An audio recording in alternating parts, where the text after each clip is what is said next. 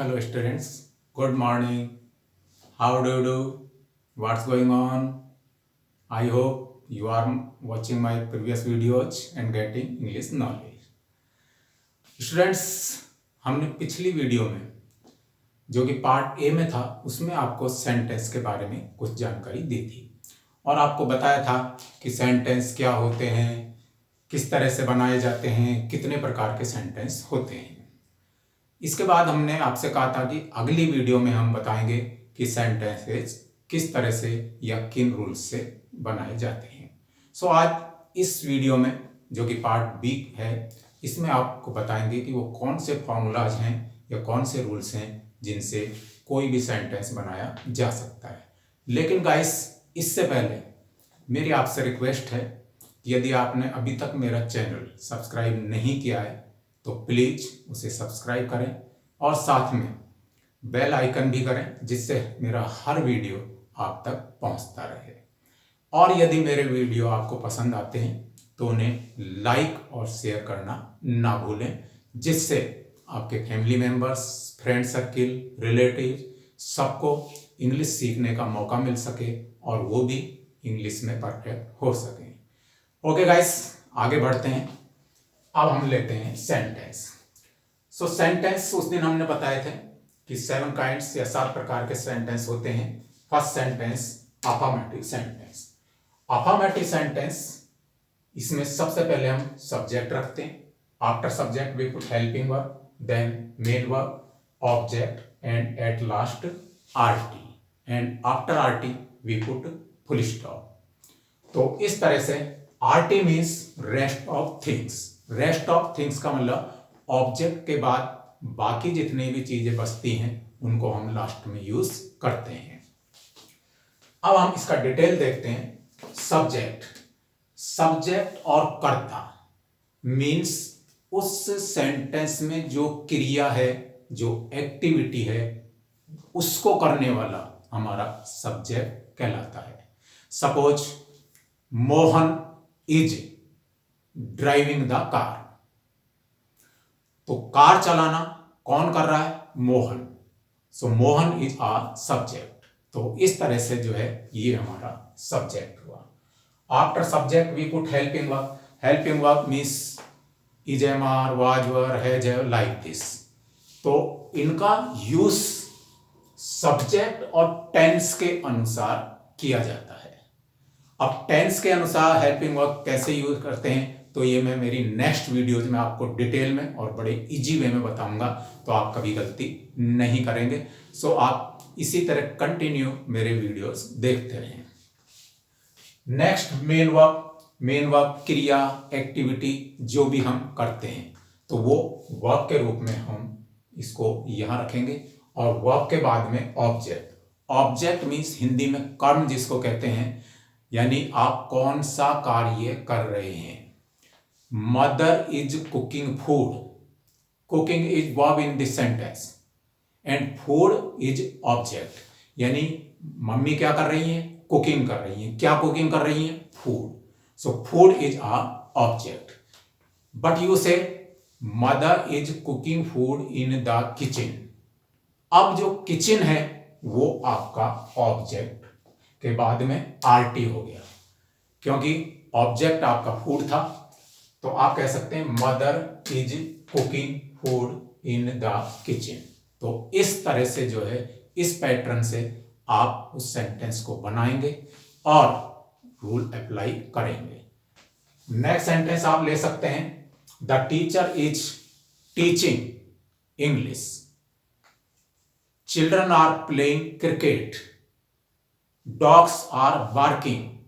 तो इस तरह से जो है हमारे सेंटेंस अफर्मेटिव जिन्हें कहते हैं वो इस फॉर्मूला या रूल से बनेगा।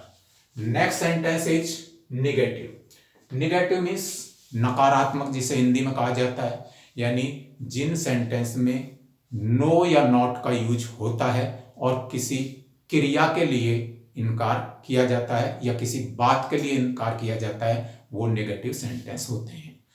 सो नो और नॉट का आपको यूज करना है, लेकिन आप में से अधिकांश में से शायद किसी को ये जानकारी नहीं है कि नो और नॉट किस तरह से यूज किए जाते हैं। सो गाइस, आज हम उसकी जानकारी आपको देते हैं। ध्यान रखें, नो और नॉट दोनों ही थर्ड प्लेस पर बैठते हैं। First place subject, second place helping verb and third place not.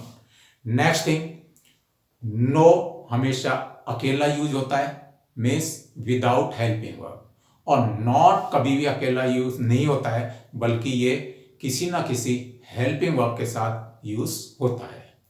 Next thing, no कभी भी एक्टिविटी वाले सेंटेंस या क्रिया वाले सेंटेंस में यूज नहीं होता है, जबकि नॉट क्रिया वाले सेंटेंस और विदाउट क्रिया वाले या विदाउट एक्टिविटी वाले दोनों सेंटेंस में यूज हो जाता है।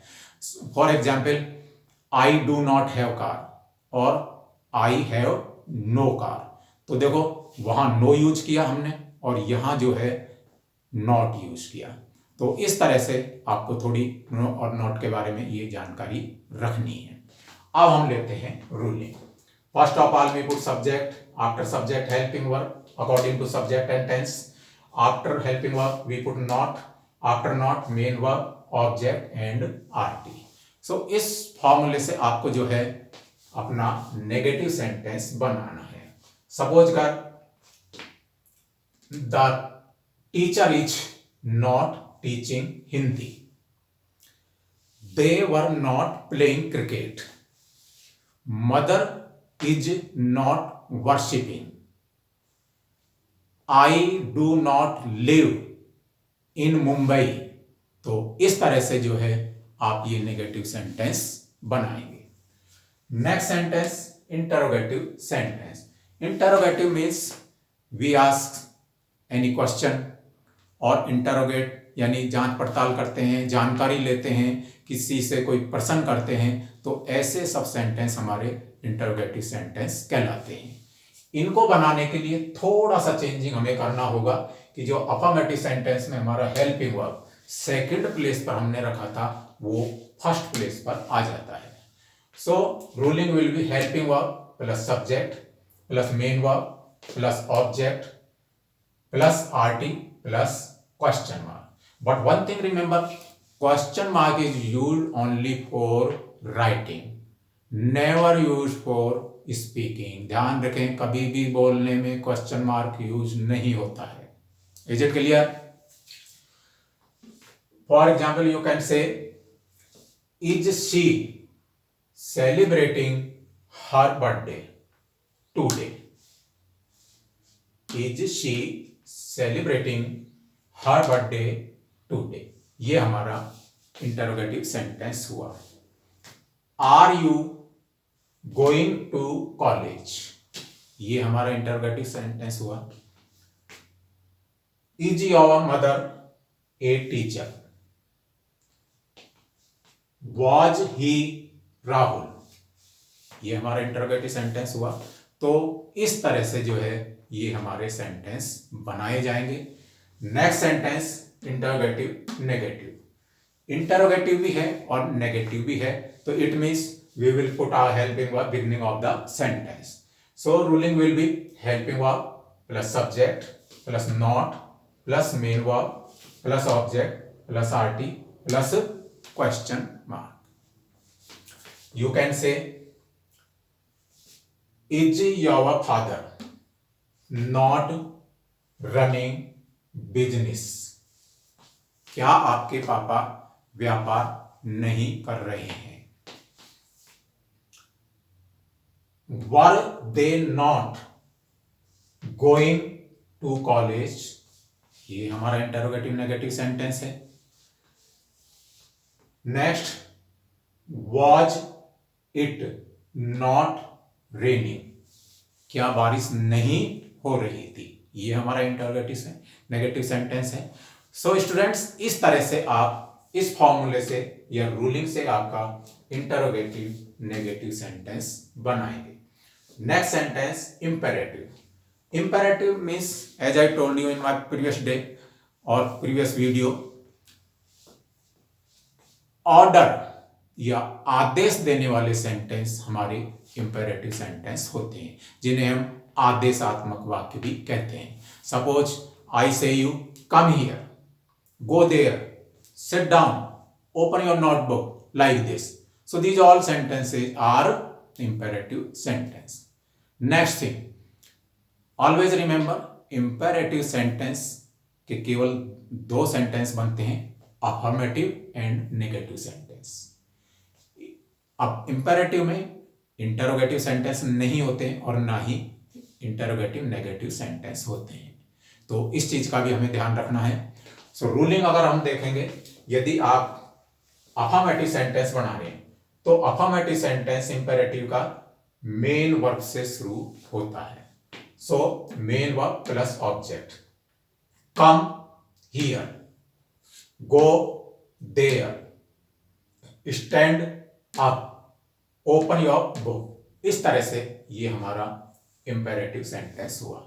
नेगेटिव अगर आपको बनाना है या बोलना है, then we put don't beginning of the sentence. So don't plus verb plus object. इस तरह से for example I say don't go there, don't make a noise, don't teach her. इस तरह से जो है हम कौन से सेंटेंस बनाएंगे, इंपेरेटिव के नेगेटिव सेंटेंस बनाएंगे. Very easy formula, very easy ruling, you can make easy any sentence. तो इस तरह से ये हमारा हुआ imperative sentence. Next sentence optative. Optative means जब हम किसी को आशीर्वाद देते हैं, दुआ करते हैं, प्रार्थना करते हैं, अपनी इच्छा प्रकट करते हैं, then we use optative sentence. And next thing, optative sentences always start with may, MAY. यानी ऑप्टेटिव सेंटेंस हमेशा मे से शुरू होते हैं, ये कभी भी सब्जेक्ट से शुरू नहीं होते हैं. So you can see may plus subject plus main verb plus object plus exclamatory sign. ध्यान रखें ऑप्टेटिव सेंटेंस में डॉट वाला फुल स्टॉप नहीं लगता है. आप में से ज्यादातर इस बात की गलती करते हैं कि आप डॉट वाला फुल स्टॉप लगा देते हैं. तो इसलिए आगे से आपको ये मिस्टेक नहीं करनी है. आप जिसे कि डंडा डॉट कहते हैं, ये डंडा डॉट, तो इस तरह का साइन आपको फुल स्टॉप के लिए ऑप्टेटिव सेंटेंस में यूज करना है. सो यू कैन से मे गॉड ब्लेस यू, भगवान आपका भला करे. This is our optative sentence. May you live long, आप दीर्घायु हो, चिरंजीव हो, आपकी लंबी उम्र हो, ये आपने ऑप्टेटिव सेंटेंस बोला. मे यू सक्सीड, आप सफल हो, आपको सफलता मिले, ये हमारा ऑप्टेटिव सेंटेंस है. May you become a doctor, आप एक डॉक्टर बने, ये मेरी इच्छा है.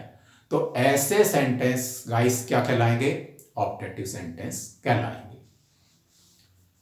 And last sentence is exclamatory sentence. Exclamatory, as I told you, जब हमें अचानक आश्चर्य, खुशी, रंज, दुख, इस तरह की कोई अनुभूति होती है और ऐसे ही वाक्य या सेंटेंस हमारे मुंह से निकलते हैं, तो हम उन्हें एक्सक्लेमेटरी सेंटेंस कहते हैं, जिन्हें हिंदी में विस्मय बोधक वाक्य भी कहा जाता है. अब ये सेंटेंस किस तरह से बनेंगे, तो ये दो तरीके से बनाए जाते हैं. एक तो जैसे व्हाट ए या हाउ द से स्टार्ट करके बनाएंगे, तो फिर आपकी रूलिंग होगी व्हाट ए और how the plus adjective plus noun और pronoun plus helping verb of verb, और लास्ट में आप एक्सक्लेमेटरी साइन यानी डंडा डॉट लगाएंगे. But you are using hurrah और alas beginning of the sentence, then our ruling will be hurrah और alas plus exclamatory sign. ये साइन अब आपको यहां यूज करना होगा क्योंकि हुर्रा और अलास दोनों ही एक्सक्लेमेटरी वर्ड है. Then put subject helping verb plus object plus dot वाला फुल स्टॉप, क्योंकि अब आपको एक्सक्लेमेटरी वाला यहां नहीं रखना है, वो साइन आपने यहां लगा दिया. Is it clear? तो इस तरह से आप जो है एक्सक्लेमेटरी साइन से यूज करेंगे और ये इन रूलिंग से सेंटेंस बनाएंगे। अब जैसे what a beautiful girl she is, ये हमारा एक्सक्लेमेटरी सेंटेंस है। आपका मैच चल रहा है और जैसे ही इंडिया ऑस्ट्रेलिया से जीता, क्या करते हैं हम? खुशी से उछल पड़ते हैं और बोलते हैं hurrah we won the match. इस तरह से खुशी का इजहार होता है। तो वो जो हुर्रा वर्ड आपने यूज किया वो हमारा एक्सक्लेमेटरी था और उसकी वजह से हमने एक्सक्लेमेटरी का जो भी रूल था वो यूज किया। इसी तरह आप रोड पर जा रहे हैं, अचानक आपने एक्सीडेंट देखा, एक्सीडेंट में किसी की डेथ हो गई और अचानक आपको बहुत मतलब दुख वाली फीलिंग्स जो हैं आई, अनुभूति हुई और आपके मुंह से निकला कि अफसोस वो मर गया, कि अरे बड़ा दुख है वो मर गया, तो आप कहेंगे एलास ही डाइड। आपका कोई मिलने वाला है, दोबारा भी फेल हो गया, आपके मुंह से निकला अलास ही फेल्ड अगेन। तो ये जो दुख की अनुभूति थी ये हमारे मन से या मुंह से शब्द निकले, ये सब एक्सक्लेमेटरी उसमें जाएंगे। सो गाइज, इस तरह से आप जो है एक्सक्लेमेटरी सेंटेंस बनाएंगे। सो इस वीडियो में हमने आपको ये knowledge the. I hope now you understand clearly क्या सेंटेंस हैं, कैसे बनते हैं, कितने प्रकार के होते हैं और किन फॉर्मूलाज या रूलिंग्स के अंतर्गत इन्हें बनाया जाता है, ये आपने सब सीखा। I hope you understand. Even then if you are not clear, then सीधा सा है, आप अपनी जो भी क्वेरी है, जो भी डाउट्स हैं, उन्हें मेरे कमेंट बॉक्स में डाल सकते हैं और मैं आपसे प्रॉमिस करता हूं कि जो भी आपकी क्वेरी या डाउट होंगे मैं उन्हें क्लियर करूंगा, आपको जवाब दूंगा। नेक्स्ट थिंग, फिर जाते जाते गाइस फिर आपको याद दिला रहा हूं, आप प्लीज मेरे चैनल को सब्सक्राइब करें और साथ में बेल आइकन भी करें और लाइक और शेयर भी करना ना भूलें। इसके बाद हम बहुत जल्दी अगले वीडियो में मिलेंगे और स्टूडेंट्स, अगले वीडियो में मैं आपको ऐसी चीज सिखाने वाला हूं, ऐसी चीज टीच करने वाला हूं जिसके बारे में शायद अधिकांश नहीं जानते हैं। तो आपको उस वीडियो की ज्यादा इंतजार नहीं करनी होगी, बहुत जल्दी आपको वो वीडियो देखने को मिलेगा। तब तक गाइस बाय, ओके।